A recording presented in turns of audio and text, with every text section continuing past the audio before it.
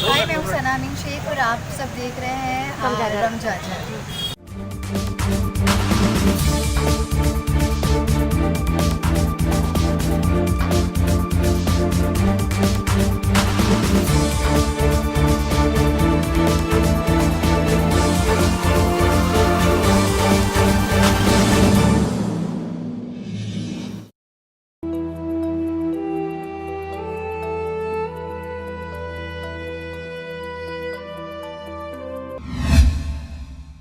प्रदेश में लोकसभा निर्वाचन संपन्न हो चुका है। साथ ही प्रत्याशियों के भाग्य का फैसला भी ईवीएम मशीन में कैद होकर स्ट्रांग रूम में स्टोर हो चुका है, जिसके बाद अब चुनाव आयोग मतगणना की तैयारी में जुट